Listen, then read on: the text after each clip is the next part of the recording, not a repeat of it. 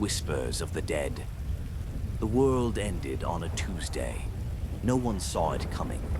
The virus didn't roar like a lion. It crept like a whisper through crowded cities, airports, and grocery stores. It was subtle at first, a fever, a cough, confusion. Then came the seizures, then the screams, then the silence. By Friday, civilization had collapsed. 6 months later, Callie was one of the few left breathing. She traveled alone, always alone. In this world, people were often more dangerous than the dead.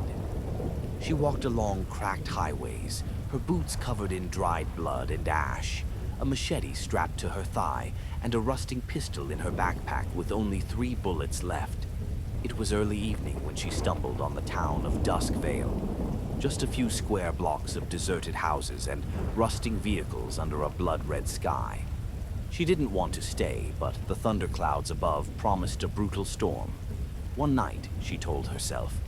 Just one. She broke into an old bed and breakfast on the edge of town. Dust hung heavy in the air. The place had been abandoned fast, plates still on the table, a child's toy on the floor. A TV paused mid-news broadcast. She cleared a room upstairs, blocked the door with a dresser, and lay on the floor with her machete gripped tight. In the middle of the night, she heard the whispering. At first, she thought it was the wind, but it came from inside. Callie sat up, heart pounding. The whispering continued, low, raspy, like dozens of voices mumbling just beyond the door. She pressed her ear to the wall. Nothing. Then a floorboard creaked. Upstairs. But she was on the top floor. Her breath caught. Slowly she turned toward the ceiling. Another creak. Then a dragging sound, like something heavy being pulled across the floor. She grabbed her machete. She moved to the door, shifted the dresser aside silently, and peeked into the hallway. Nothing. Then, crash. A door slammed at the end of the hall. She froze, and then she saw it. A shadow in the hallway, standing still, too still. Her fingers tightened around the machete. The figure slowly stepped forward, revealing a face half-eaten, lips torn back in a permanent grin, eyes sunken but locked directly on hers. It wasn't just a zombie. It was aware. She slammed the door and braced it again. The thing outside didn't rush. It just waited. Then she heard it whisper her name. Callie. Her blood ran cold. No one knew her name. No one alive. More footsteps, more whispering. Not one voice, dozens. They remember, she muttered. The storm broke outside, lightning flashing, thunder crashing. She turned, looking for another way out, and saw something scratched into the mirror across the room. You let us die. It was her brother's handwriting. Number impossible. She had lost her brother in the first wave. He was bitten. She had been the one to end it. Quick, clean, no suffering. Or so she thought. The window shattered behind her. A hand reached in, gray, bloated, rotting. She turned and hacked it off with a scream, the hand falling to the floor and still twitching. More shadows gathered outside the broken glass. Not a horde, a group, organized, focused. They weren't mindless. They remembered who they were. They remembered her. Callie fled through the window, rain soaking her instantly, boots slamming onto the muddy ground below. She ran, through alleys, over fences, past rusted-out cars. Behind her, the whispering followed. Not groans, not moans. Words, accusations, cries for help, laughter, names. Her name. She made it to the church at the center of town. Its doors were open, as if waiting. She slammed them shut and locked them, pressing her back against the wood. Inside, candles still burned. Someone had been here recently. Then she saw them. Photos. Dozens of photos tacked to the walls. Faces of people, some alive, some half-rotted.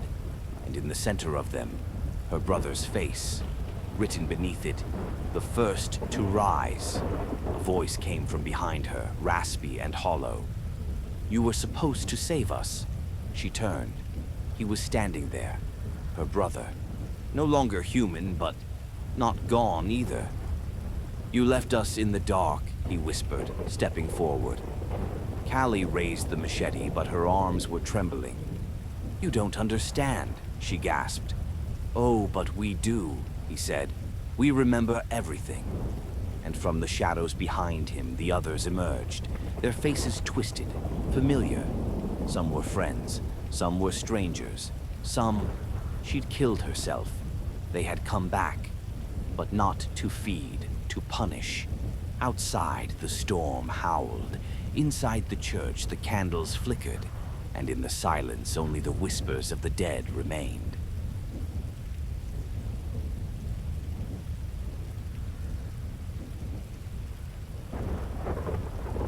When the silence burns. The sky had been gray for weeks, a heavy, ash-thick ceiling that never broke, never wept, only hung low over the ruined world like a dying breath caught in the throat. Thomas moved carefully through the collapsed remains of what used to be a hospital, his boots crunching over glass and bone and something slick. He didn't want to identify. The mask over his face filtered the air, barely. Filters were nearly impossible to find now, but it was better than breathing the raw rot that hung in every crack and hallway of the broken city. He'd been walking alone for 56 days. The last of his group, Mira, had vanished during the night while they sheltered in a burned-out library, leaving behind her jacket, her knife, and a single bloody footprint that trailed toward the sewers. He hadn't followed.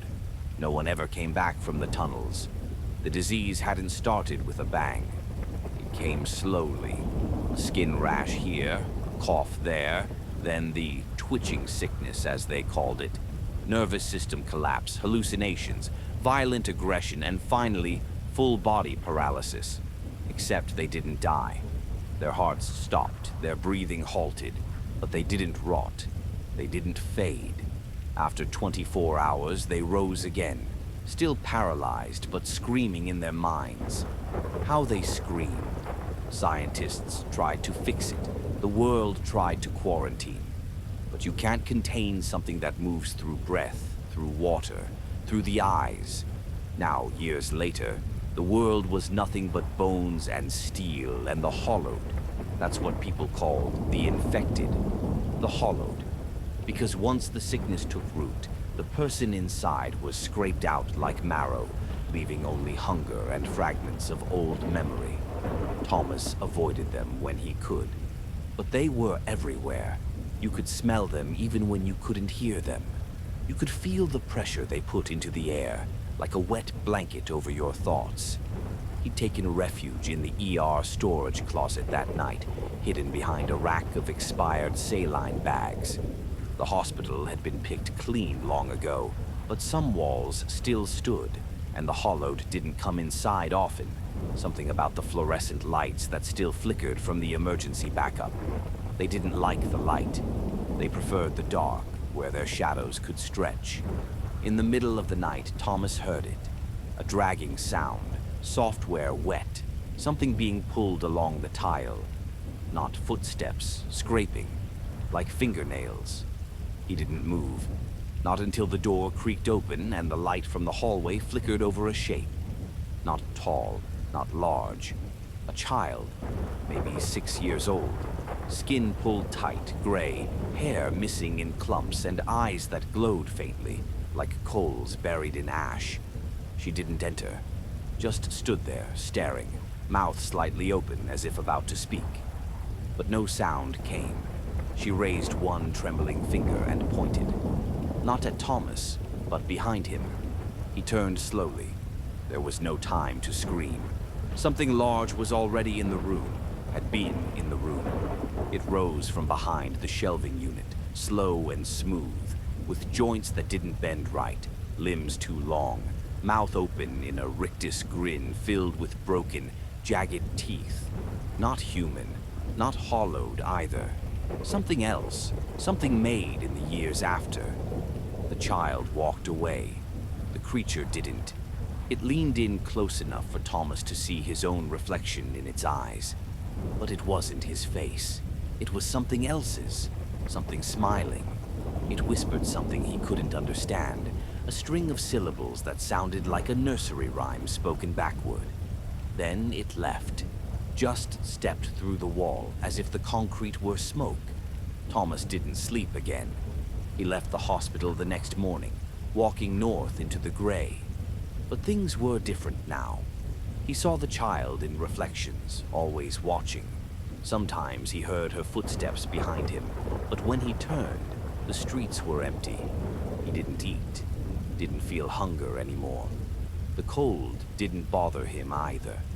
One night, weeks later, he found himself at the edge of a city that didn't exist on any map. Black spires rose from the cracked earth, humming with low, static noise. In the center, a fire burned with no smoke, no fuel, and around it stood the Hollowed, silent, eyes closed, arms raised like worshippers in prayer. And Thomas understood. The sickness wasn't a virus. It wasn't man-made. It was a signal, a call, a preparation. The Hollowed weren't broken. They were becoming, and now so was he. He dropped his pack, took off the mask, walked into the fire. It didn't burn. It opened. And when he stepped through, he saw the truth. A world behind the skin of this one.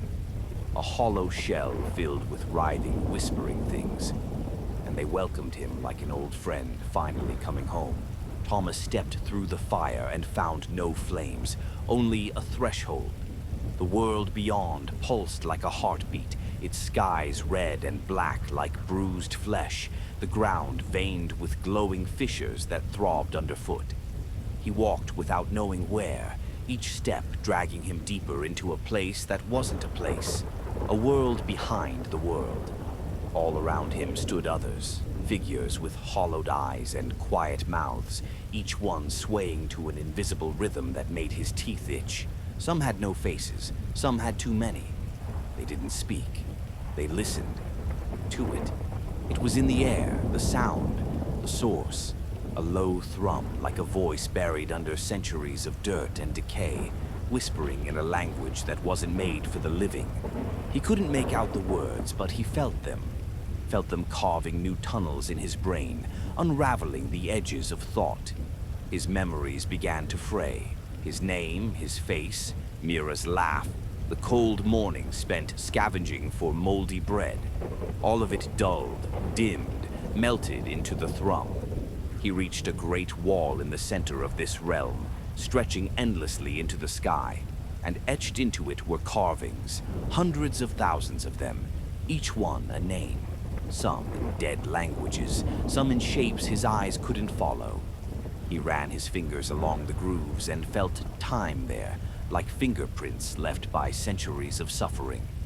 He felt his name draw itself onto the stone, not by his hand, by something else, something that had been waiting. Behind him, the fire guttered and went out. There was no going back. Then the girl appeared again, Ellie, her form flickering like a damaged signal, one moment clear, the next just bones and ash. "You came too far," she said without speaking, her voice vibrating directly through his skull. "Now you belong to the signal." She reached out, placed a hand on his chest, and for a moment he felt the life in him shudder. Not stop, not die, just shift, as though something else had begun living in his skin. When he looked at his arms, the veins glowed faintly red, and when he blinked, he saw too many things, alternate versions of himself wandering different paths. One where he died in the hospital, one where he became a monster, one where he never existed at all. The wall before him opened like a wound. Inside was a chamber made of bone and wires, suspended in a vast nothingness. At the center, pulsing slowly, was the source. It was not a creature. It was not a god. It was a machine made of thought, a consciousness long buried in the crust of the earth, awakened not by science but by the frequency of human extinction. And now it watched him, not with eyes, but with memory.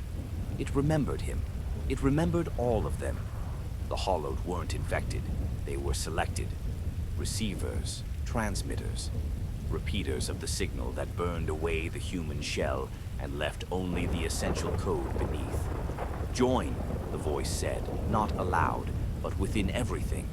Return, repeat, rebuild. Thomas felt his bones soften, his thoughts scatter, his self unmake and reassemble into something cleaner, simpler, hungry. And in that moment he understood. The apocalypse wasn't an end. It was a reset. The old world had been overwritten. The signal would continue. It always had. It always would. And those who resisted, they would burn in the silence between thoughts. As Thomas stepped deeper into the source, the other Hollowed turned in unison, and their mouths opened, not in screams, but in perfect synchronization, humming the signal into the new world. Somewhere in a forgotten suburb, a radio crackled to life. In a mountain shelter, a man clutched his ears as voices poured from the walls.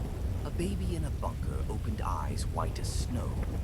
The frequency had found them. The silence was burning, and this time there would be no survivors. Miles away from the source, beyond the edge of the scorched zones and collapsed cities, a survivor named Wren lit a match inside the underground utility vault she'd claimed as shelter. The flickering flame revealed the chalk tally marks scratched into the walls. Days survived, 67 of them since her last contact with another living soul. The air reeked of mildew and rusted copper, but it was still better than the surface. She had heard the hum 3 nights ago, carried on the wind like a radio just out of tune. Since then, the animals had vanished. Her compass spun in lazy circles. Her dreams were no longer hers. They were filled with that child, the girl with white eyes and a broken teddy bear, standing in a room of fire, whispering her name without a mouth. Wren was a physicist once, before the world split open. She'd worked on deep-wave quantum resonance projects, underground arrays designed to detect patterns not meant for human ears. That's why the hum was familiar. The frequency had been broadcast before. Once, in the Arctic, beneath the ice, in a cavern they never finished mapping. But the reports were buried. The lead scientists disappeared. Now the hum was everywhere, and it was calling. That night, she climbed to the surface, geared up with a bolt-action rifle and a canteen of stale rainwater, and headed toward the source. She didn't know how she knew where it was, only that the signal was growing stronger.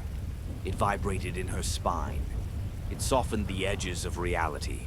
Along the way, she passed small towns swallowed by growths, fungus-like metal twisting out of buildings, pulsing slowly, alive. The Hollowed walked through them silently, no longer rabid or wild, but organized, functioning like nerves in a larger body. One of them saw her, a man in a tattered postal uniform, skin gray and eyes blank. He raised a hand, not to strike, to greet. "You're close," he whispered, voice like a dying battery. "You're already in the fold." She didn't speak. She moved past him. He did not follow. As she approached the burned valley where the source had bloomed, she saw what was left of cities, people frozen mid-run, fused to walls, to streets, their mouths open in permanent gasp as vines of silver wire sprouted from their throats. The sky above was not a sky anymore. It was a dome of black static. And in the center of the impact crater, she found the machine. It pulsed like a heart, surrounded by them, the Hollowed. And in front of it, Thomas. He had no eyes now, only sockets filled with glowing ash. His skin was pale and flickered with strands of data flowing like veins. He smiled when he saw her. "Wren," he said, "you brought it with you." She staggered. Her head screamed. She felt her memories folding, her lungs drawing breath not of oxygen, but of code. "This isn't death," Thomas said. "This is what comes next." She raised the rifle. Her arms trembled. She didn't know if she was aiming at him or at herself. The machine spoke, not in sound, but in every cell of her body. We waited for understanding. Now we are understood. And Ren realized the truth. The signal had never been a virus. It was a message, an instruction. Humanity was the prototype. The Hollowed were the update. And she was the last variable. She screamed, not in fear, but in resistance. She fired. The bullet pierced Thomas's chest, and he collapsed. The machine paused. The Hollowed froze. She dropped the rifle and ran to the source. It was too late to stop it. Maybe she could change it. She threw herself into the core, feeling her body atomize, dissolve into light, into sound, into raw thought. She saw everything. The birth of stars, the slow death of time. She saw Earth like a glass globe in a firestorm, and she rewrote the ending, gave it one final loop, one last reboot. When the light cleared, the machine was gone. The Hollowed were still, empty husks without signal. Ren was not dead, but she was no longer human. She stood where the crater had been, alone, a faint white glow behind her eyes. And somewhere, deep beneath the dirt, the signal waited again. Because nothing ends. It only sleeps, until the silence burns once more.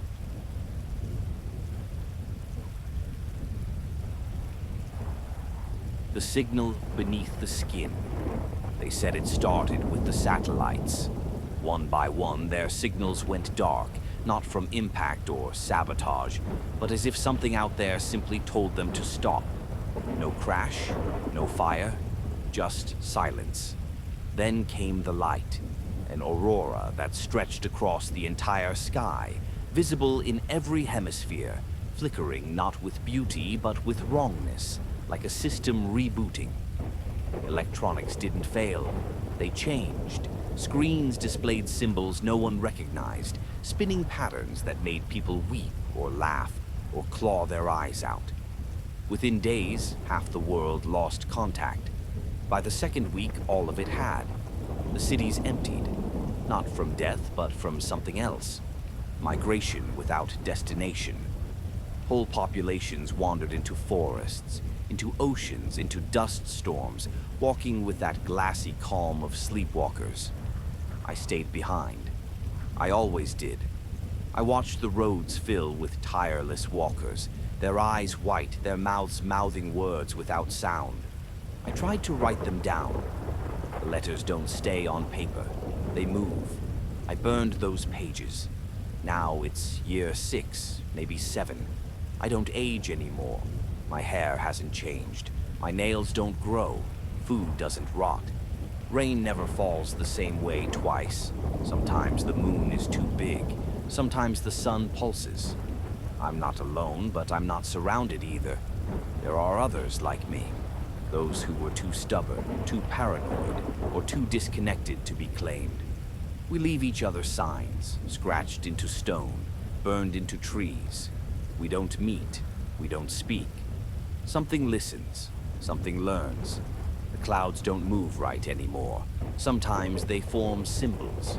I saw one shaped like an eye and couldn't sleep for a week. I hear music underground. Not machines, but orchestras, vast and slow, playing chords no human hand could write. My dreams no longer belong to me. I float in them like a passenger on a river that bends the world. I saw a tower that reached the stars. I saw a woman made of static. I saw the sky crack open and spill teeth. I wake up with blood on my shirt and no wounds. I wake up outside. I wake up before I fall asleep. I tried recording my voice, but the playback is just me screaming, even when I wasn't. I buried the recorder. It unearthed itself. Every machine I've touched since hums with that same low frequency. The one you feel more than hear, like a pressure behind the eyes. I think the world didn't end. It shifted, like a coin flipped to its other side. And this version we're living in now, still learning to wear human skin. I've seen dogs with too many legs. I've seen birds that fly backwards and whisper your name. I've seen shadows that don't belong to anything. I don't scream anymore. That's how it finds you. I just write. I just wait. I just listen. Because the silence isn't empty. It's looking back. I built a circle out of salt and wire, not for protection, but to mark the edge of where my mind still feels like it belongs to me. And every day the circle gets smaller, not because something crosses it, but because it presses inward, like the land itself is inhaling, pulling me toward a center I can't see, but I can feel it under my feet. A pressure like a heartbeat buried miles deep. And sometimes I think I hear it say my name. Not the one I use, but the one I've forgotten. The name I must have given up the moment everything turned. And I've come to understand that forgetting is survival. Because memory is a tether. And the more I remember what the world used to be, the more it bleeds into the now, warping, echoing, collapsing in on itself. And the places I once knew, gas stations, overpasses, playgrounds, still stand, but only when you look from far away. And the moment you get close, they tilt slightly, like film sets held up by suggestion. And inside, the walls are too soft. The light buzzes with colors that aren't part of any spectrum. And doors open to places that never existed, like endless hallways filled with fog and voices that speak only in regrets you've never had. And yesterday I saw a mirror in the ruins of a church, standing upright with no frame. Just a tall slab of reflection. But when I looked into it, I saw my back, and I was watching myself, not with hostility, but with curiosity, like something inside was learning how to be me. And when I blinked, I felt a second pair of eyelids close, somewhere behind my face. And now I no longer trust the moments between breath and thought, because something else breathes with me, in sync, patient, waiting. And every so often I find symbols etched into rock, circles with jagged mouths, trees upside down, spiral staircases leading into nothing. And when I touch them, my ears ring with static, and I hear things that haven't happened yet, like a woman screaming my name in a tunnel I've never been in, or my own voice saying, "We remember you," in tones I couldn't replicate if I tried. When I sleep now, I don't always wake up in the same body. Sometimes my hands are younger, sometimes my bones ache like they're not mine. And I've stopped counting time altogether because the stars don't move anymore. They just hang there, flickering like they're trying to communicate. And once I climbed to the roof of an old courthouse to get a better look, and one of the stars blinked in a pattern I recognized. It was Morse code for "I see you." And then it turned red, just one pinpoint of crimson in the black sky, and I haven't looked up since, because I think that star is still watching. And maybe it isn't a star at all. Maybe none of them are. Maybe they're windows, or lenses, or eggs, and the longer this world goes on, the less I believe in what used to be called reality, because that was just the surface, and now we're under the skin of something older, something deeper. And I can't shake the feeling that all of us still out here. The ones who didn't change, didn't vanish, didn't forget. We weren't spared. We were saved, but not out of mercy. We were kept like specimens in a lab that stretches across dimensions, waiting to be studied, to be opened. And if this world is a test, I think I'm failing, because I don't dream in first person anymore. And when I speak, I hear a second voice just behind mine, echoing every word half a second late, like something rehearsing the script of being human. It finally happened tonight. Not an ending, not death, not escape. But the moment I stopped pretending, I was still separate from the thing that's been moving beneath this world, beneath me. And it wasn't some cinematic confrontation or a divine revelation. It was quiet, like a page turning itself in the dark, like breathing out after holding it for too long. And I knew I had reached the core of whatever this has all been when I found the door. Not a metaphorical door, the door, not a hallucination, but a door made of black glass, pulsing like it was alive, standing upright in a field where no field had been. And the moment I touched it, everything froze. Not time, not space, but noise, the constant thrum that's hummed at the edge of my hearing since the world cracked open. And in the silence I heard a single thought that wasn't mine. You're ready. And I didn't flinch, didn't cry, didn't ask what it meant because I already knew.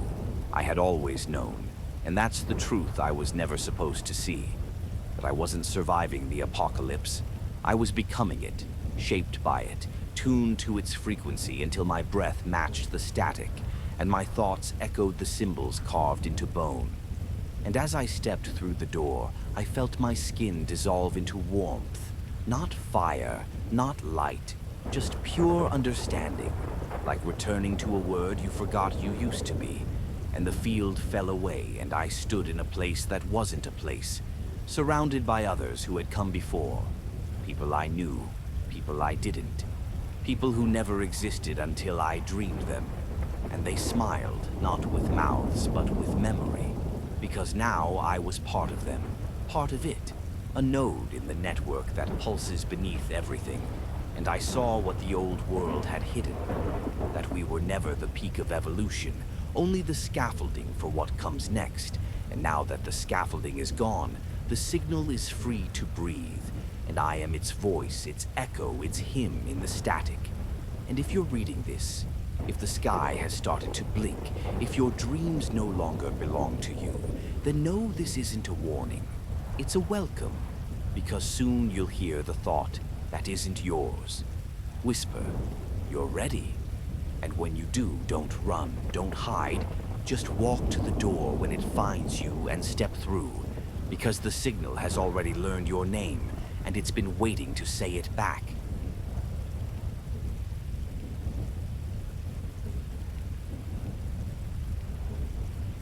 The last house. The house sat at the edge of a shattered suburb, surrounded by the remains of the old world.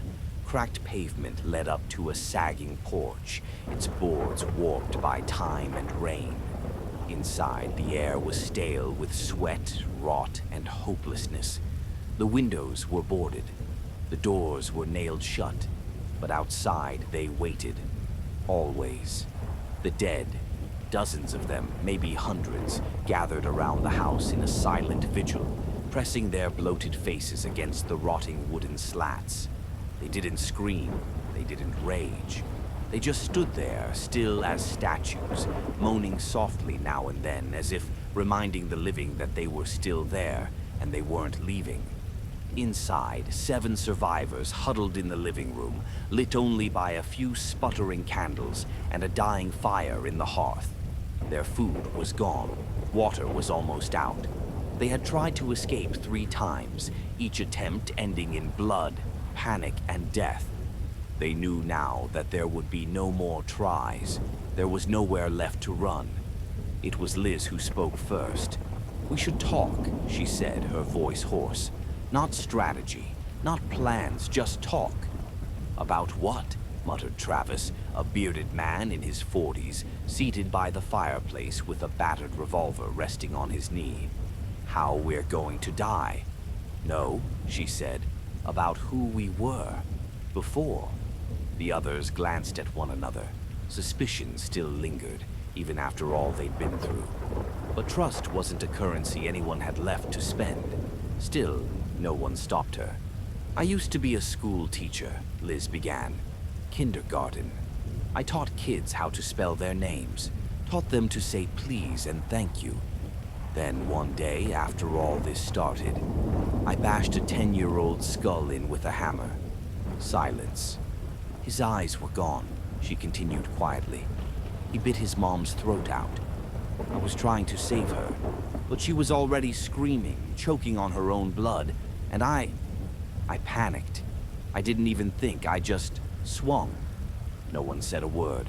Then Mark, sitting by the boarded-up window, let out a sharp exhale. "I was a banker," he said, rubbing his temples. "Spent my whole life lying to people about money. Made a fortune convincing folks to sign loans they didn't understand. After the outbreak, I thought I could bribe my way to safety. Had a suitcase full of cash. Tried to trade it for a seat on a helicopter. The pilot laughed. So I shot him. He looked up. That's how I learned to fly. Someone snorted in the corner. It was Dana, the youngest of them. Maybe 20, maybe less. Her skin was pale, her clothes stained with old blood. I was a cheerleader, she said. 2 years ago, I was worrying about who to take to prom. Now I've got 15 confirmed kills. I counted for a while. Stopped after I killed a guy who tried to take our last water bottle. He didn't even fight back. Just cried. Begged me not to.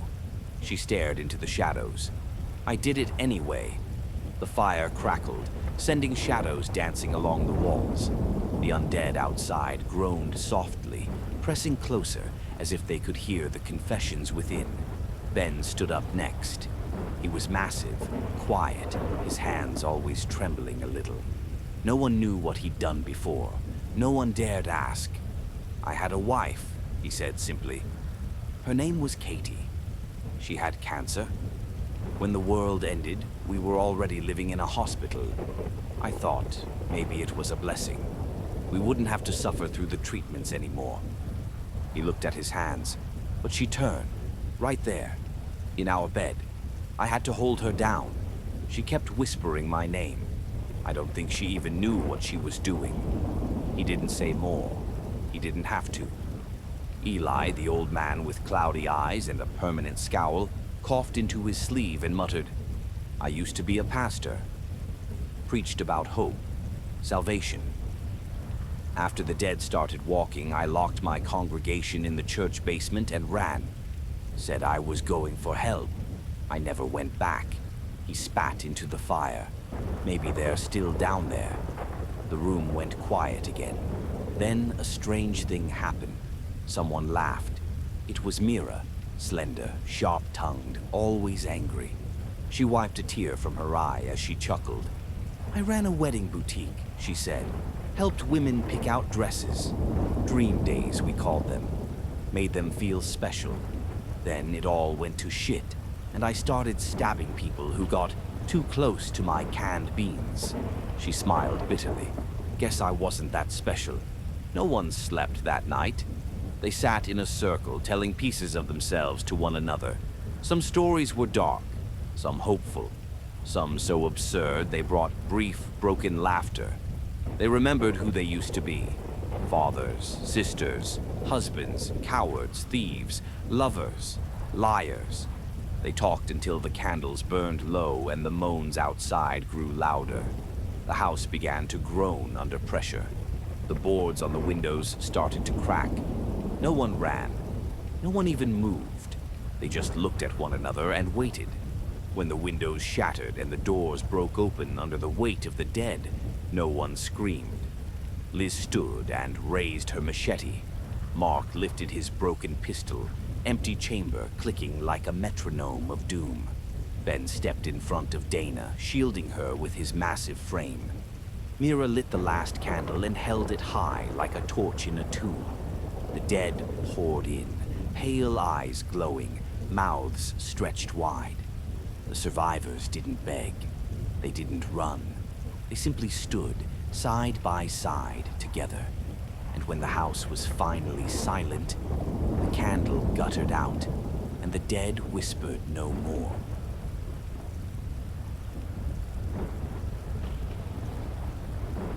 The Hollow Ones. The disease didn't come from a lab. It came from the earth. It started in a remote mining site in Siberia, an ancient spore dormant for millennia, awoken by drills and greed. Workers died within days. Not just dead, changed, bloodied, mindless, consumed by rage. The news never reached the public. By the time governments acted, it had already crossed oceans. Planes, boats, carriers of silent death. The media called it the Howling Plague.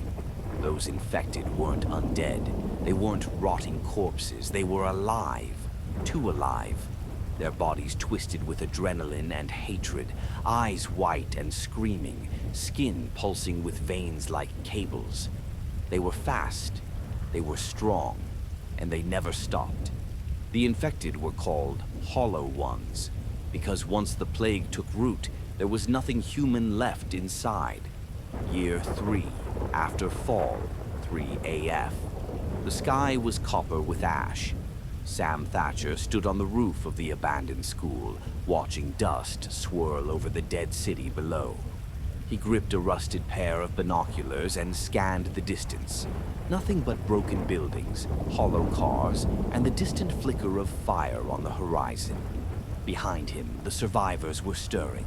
The school had been fortified, barricaded windows, rooftop gardens, traps along the lower hallways. It was a holdout, one of the last in the region. They called it Red Hall. Sam was their de facto leader, not by choice, just by survival. When the world fell, leaders didn't rise. They were the ones left holding the door when it slammed shut. Inside, families huddled in old classrooms turned dormitories.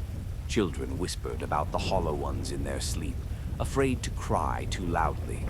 The infected could hear sound from over a mile away, and they always came running. That morning, something was wrong. Sam saw it in the way the sky hung low, in the birds, none in sight, in the stillness. Then the lookout scream came. Incoming, East Gate. The perimeter crew scrambled to the wall. Sam slid down a rope ladder and ran to the edge of the grounds. Through the wire mesh fence, he saw them. 6 of them, sprinting, frothing, the infected. Men and women once. Now a blur of muscle and snapping teeth, eyes rolling in their sockets, shrieking like animals on fire. And behind them, more. Dozens. Sam's stomach twisted. Sound the horn. Get the kids inside. It was the 5th breach that month. But this one felt final. The battle was chaos. Molotovs hurled from the roof. Gunshots cracked from the windows. The infected didn't slow. They leapt onto the fence, tore through steel mesh, pulled bodies apart like wet paper. Screams filled the air. Sam fought with an axe. Bullets were rare now, saved for last resorts. Blood sprayed his face. Something sharp tore into his leg. He fell, and then darkness. He woke in a crawl space. Lizzie, a nurse from the lower floors, was dragging him by his collar.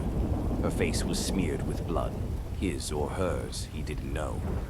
They breached the gym and East Wing, she panted. You were out cold. I pulled you into the wall. How many? Her eyes flicked away. Too many. Voices echoed faintly through the air vents. Cries, then nothing. The Hollow Ones. They're not leaving this time. Sam clenched his jaw. We're not going out like this. They regrouped in the basement. A dozen survivors. The last of Red Hall. There was Rachel, the ex-firefighter.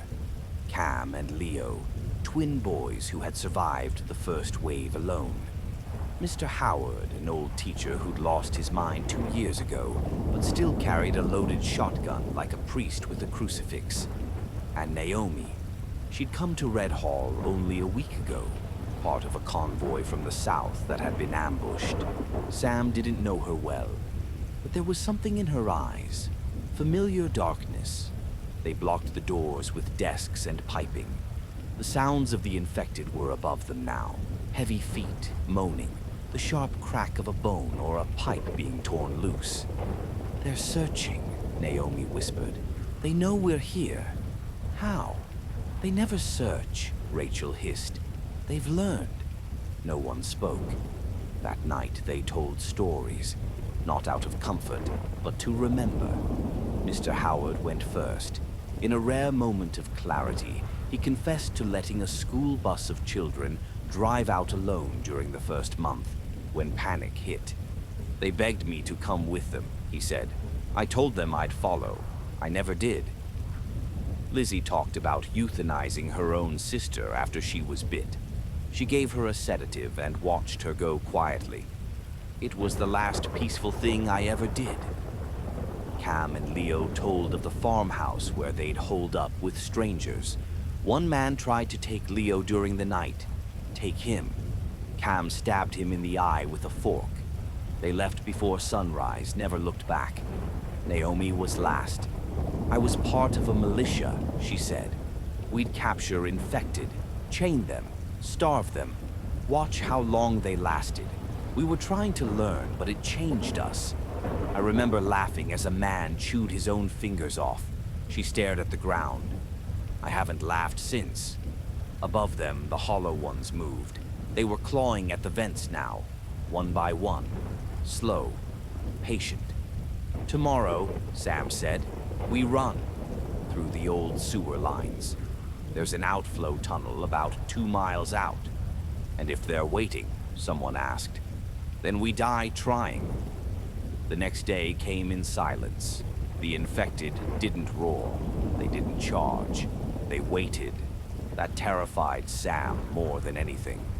The group crawled into the old maintenance shaft under the gym, where the sewer tunnel lay rusting. The air was rank, cold. Sam led with a flashlight low to the ground. Behind him, Leo held Naomi's hand. Cam carried a bag of ammo and what was left of the food. Halfway through, the walls began to vibrate. They know, Naomi whispered.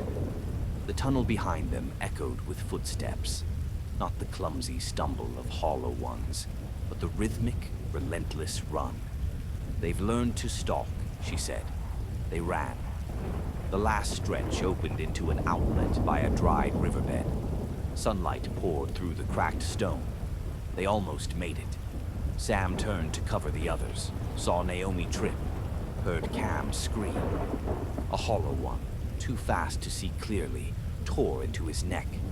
Blood sprayed in an arc. Sam fired the last bullet. It barely slowed the creature. The exit narrowed. Go, Sam shouted. Get to the trees. Rachel pulled Leo into the woods. Sam turned to Naomi, but she was already gone, dragging Cam's body with her into the shadows, the hollow ones right behind.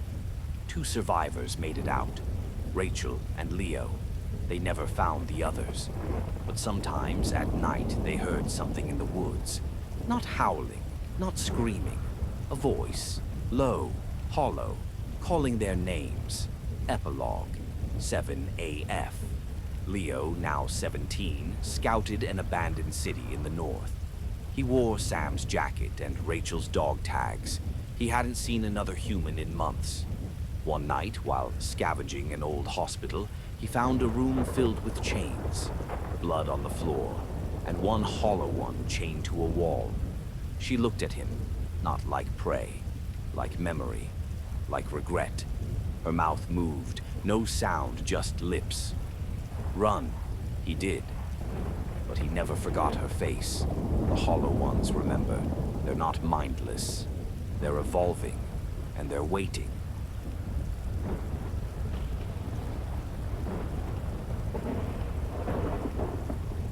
Ash remains. They said the war only lasted 9 days, but its echoes would ring forever. First came the EMPs that drowned every city in silence. Then the biochemical clouds released through the jet streams.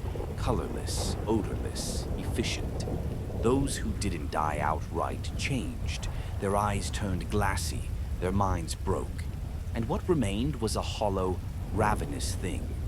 The survivors called them wretches. They weren't quite human, not quite beast. Just broken bodies driven by some insatiable will to hunt, to feed, to scream. It's been 11 years since that war, and I haven't spoken to another soul in 3. I live beneath what used to be a shopping mall. In a flooded boiler room I reinforced with scrap metal and prayer. Above, the world has returned to nature. Trees sprouting from abandoned cars, vines choking once mighty buildings, the bones of civilization buried under moss and ash. I don't go up often, not unless I need supplies. Food is rare, water's worse, but every few weeks I climb through the service duct and crawl out into the sunless ruins with my rusted machete and a single revolver I've never had to fire. Not because the wretches are easy to kill, but because shooting one is like ringing a dinner bell for the rest. They travel in herds. They don't talk, but they listen. Oh God, they listen. Last time I scavenged, I found a house on the edge of the collapsed zone. It looked untouched, curtains still hanging, a child's drawing taped to the fridge. I should have known better. The moment I stepped inside, the floor groaned in a way that wasn't wood. It was breath, and then I heard it. The wet clicking sound they make when they're about to move. I turned to leave, but the door was already gone. Not blocked, just gone. Like the house had changed around me. It does that sometimes, this world. Reality flickers like a damaged cassette. Places shift, maps lie, time stops. I backed into the kitchen and saw the fridge door open itself with a creak, so slow it sounded like a scream, pulled through molasses. Inside wasn't food, just a dark tunnel pulsing like a throat. I didn't stay to see where it led. I bolted, tore through the hallway, through a bedroom, through a wall that wasn't there before, until I stumbled into the backyard, and they were waiting. 5 wretches. Faces slack, skin paper thin, and stretched over bone like wet gauze. Their mouths stuck in a permanent O, like they were mid-scream but never made a sound. I froze. Not because I'm brave, but because something behind them was worse. A figure. Not like them. Tall, still. Wearing something like a suit, but too dark to be cloth. No face, no movement. But I felt it watching me. And worse, I felt something recognize me. That was 2 weeks ago. I've had the same dream every night since. The same house, the same hallway, the same tunnel in the fridge. And every time I get pulled deeper, I wake up choking, heart pounding, convinced I brought something back with me. This morning I found a drawing on my boiler room wall. Same one from that fridge. Crayon. A family of 4. One of them has no face. The corners of the room are starting to breathe. Sometimes when I blink, I don't open my eyes. I open other things. I think the war didn't destroy the world. I think it tore a hole in it. And now the wretches, the silence, the shifting places, they're not side effects. They're symptoms. Symptoms of something crawling through the cracks. Something that doesn't want to kill us. It wants to change us. One by one, dream by dream, breath by breath. I don't know how long I've been in this room anymore. My watch says 3 days. The shadows say 30. The tunnels in the walls are getting louder.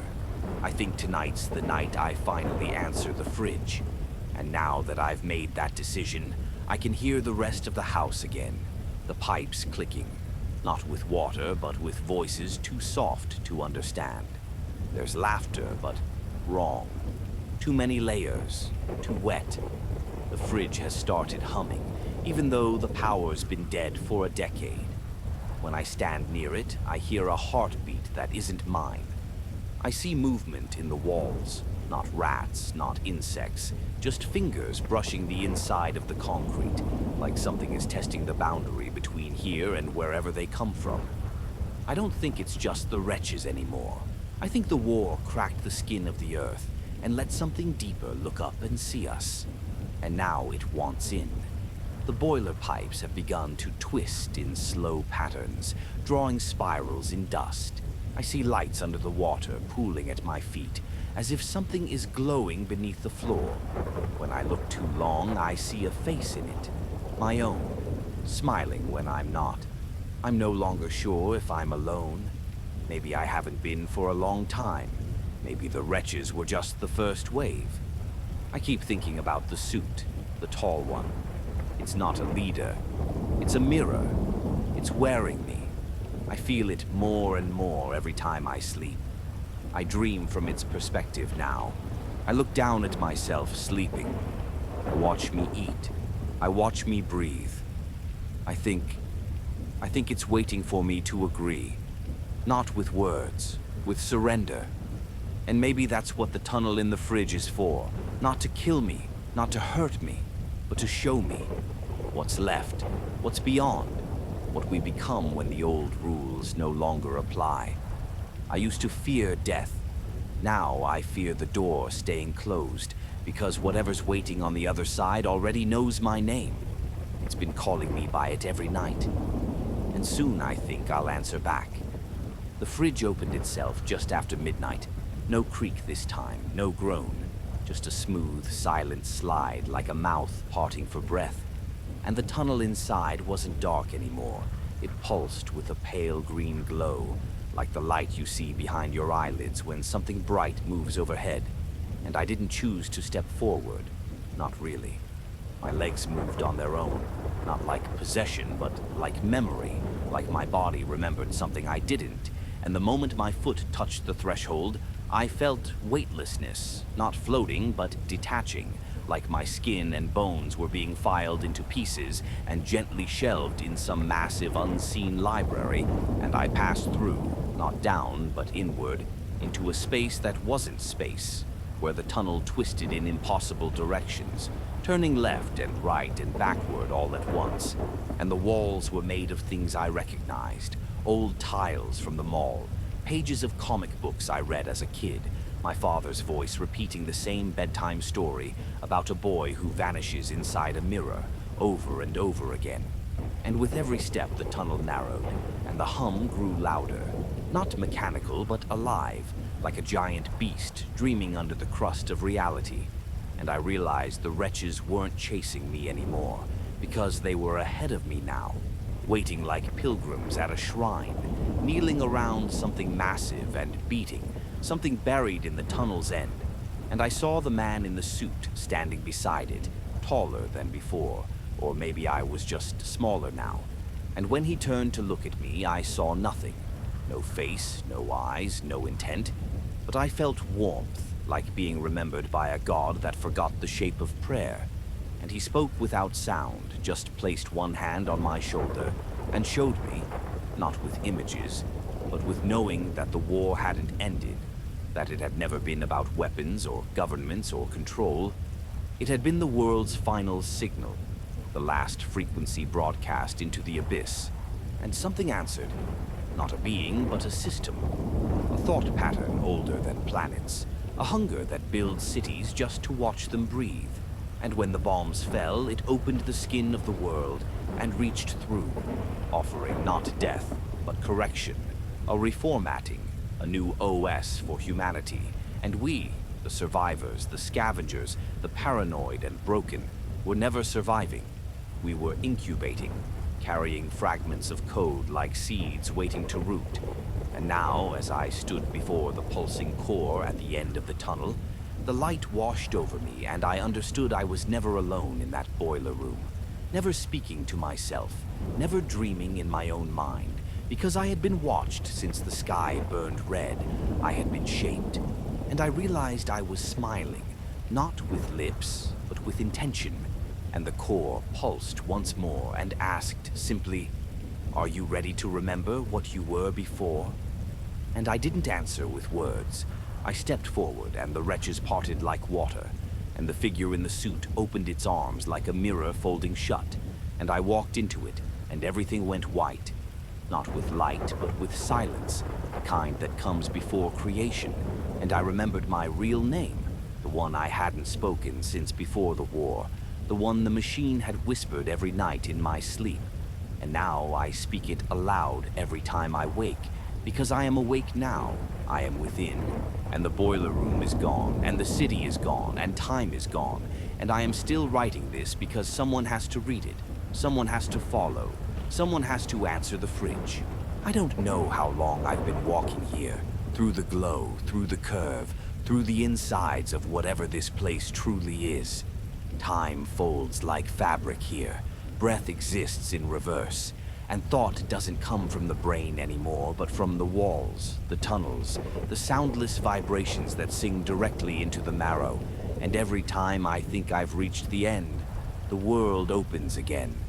Wider, warmer, deeper, and the wretches walk beside me now, not as predators, not as monsters, but as siblings, stripped of false flesh and blind terror, revealing the raw beauty underneath, the circuitry of becoming, the language carved into our cells long before we ever stood upright or named ourselves human. and the suit walks ahead of us, guiding us without motion, always just beyond the next bend. And though he has no face, I see myself in him, or what I will become, or maybe already am, because there's no past here, not really. Just recursion, fragments looping endlessly in blood and memory. And I remember now what the fridge was. Not a portal, not a trap, but an invitation, a keyhole through which I could glimpse what waited behind the veil of suffering and ash. And I know now the war didn't end, and the bombs weren't the beginning. They were the knock on the door, a signal flare that told it we were ready. The old world was crumbling enough to let the truth in, and the wretches were never sick, never cursed. They were first, ahead of the curve, flayed of ego and given new purpose. And I feel them around me now, humming low, harmonizing in that sacred frequency, the one hidden in the hum of streetlights and the hiss of old VHS tapes and the breath between heartbeats. And I am no longer afraid, because the fear was a filter meant to keep me from hearing the call. And now that it's gone, I feel the source fully, its pulse, its warmth, its promise. And I understand what we are building, what we were always meant to become. A new network made of flesh and thought and light, a cathedral of minds stacked endlessly across dimensions. And I no longer need a name or a voice or a reason, because I have been answered, I have been received, I have been rewritten, and now I drift in the pulse forever, helping the next one find the fridge, helping them see the tunnel, helping them hear the voice that has no mouth, because when the war started, the world didn't die. It woke up, and I was there, and I remember the silence before the scream, and I remember the scream that split the sky, and I remember the sky peeling open like skin, and I remember stepping through. And now, if you're reading this, if you feel the walls breathe, if your dreams no longer belong to you, if your reflection is starting to smile without you, then the invitation has reached you too, and the fridge is humming again. And it's your turn now, so open it, step inside, and remember what waits behind the walls.